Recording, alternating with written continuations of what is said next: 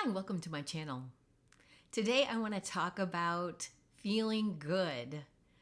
I mean, inside, about ourselves, in our minds. Not just the physical aspects of life, but also the emotional and the mental. Feeling good, thinking good things about yourself. I find myself, and other people too, have a tendency to beat yourself up, make yourself wrong, make yourself less than. And I have just decided for myself that I'm not going to do that anymore. And since I have actually made that promise to myself and started implementing it, I can really feel a significant difference in my body. My nervous system feels calmer.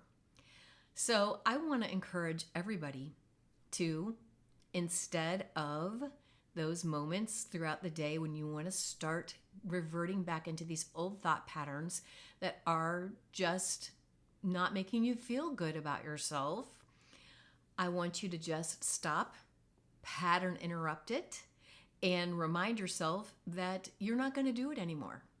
And we're going to start retraining the reticular activating system of the brain, which is the filter that tells us what to look for.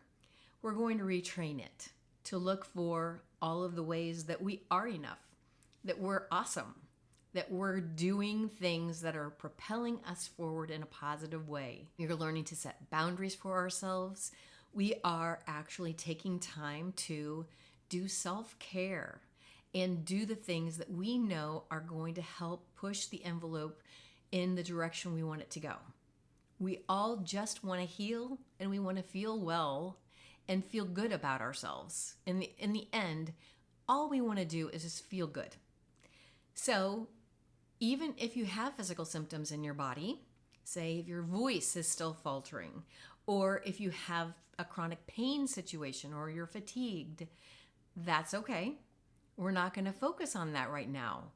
I'm not saying to ignore it. I'm not invalidating those physical feelings, but I am simply giving you permission to focus on positives despite whatever negatives might be going on in your life right now.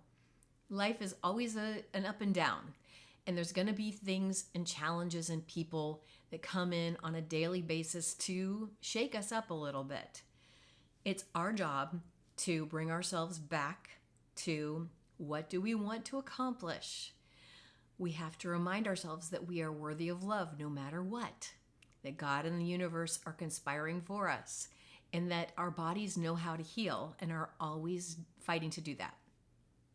These are the basic truths that keep us grounded in the knowledge that we have the right to feel good. Our design is to have an abundant, joyous life. And unfortunately, we have been taught or adopted these thoughts that we have to do something to earn feeling good, and that we have to have all of our ducks in a row to feel good, that everybody has to agree with us and not be mad at us to feel good. We put so many blocks up for just the simple joy of just feeling good about yourself and knowing that good things are coming. I know that our primordial fear-based brain wants to tell us all the dangers that are lurking around the corner, or tell us all the ways that, things could go sideways later in the day. I just want to tell you that it could be true. Maybe some sideways things are coming, but that is robbing us from the present moment of actually feeling good. And when we are feeling good, we feel safe. We feel calm. Our immune systems can amp up. Our cell reproduction can go on full blast. All of the functions of our body, our digestion, our brain can actually work at a higher level when we are in that state. So it's up to us to start putting ourselves in that state more and more often. And you know what? It simply comes down to the simple shift of, I'm just not going to do it anymore. When you find yourself going down that familiar neural pathway, you have to just stop it and say, nope, I'm going to go down a different one. And you'd start thinking about all of the wonderful things that happened earlier. Think of all of the things that you've been doing in order to help yourself heal. I always like to rest on my laurels that way because that always makes me feel like I'm doing everything in my power to help my healing and to move my life in a positive direction, no matter what other people might think or say. Obviously, if they've never dealt with any of the health concerns that you're dealing with, they don't understand. Other people might not be as enthusiastic about your celery juice or your heavy metal detox smoothie, but you know you're doing something very valuable for yourself. And we have to just tune out those other people, become our own barometer. That is the key. We have to be the barometer, the arbiter, the guardian of our energy, our thoughts, and our actions, how we move forward. We can't farm them out and give away our power and allow other people to determine how we're going to feel.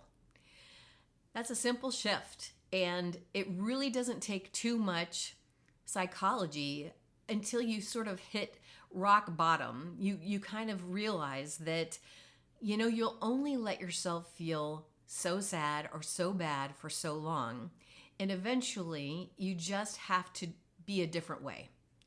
It becomes too painful to continue in the same vein you've been going on, and you realize that you need to just try on a different one.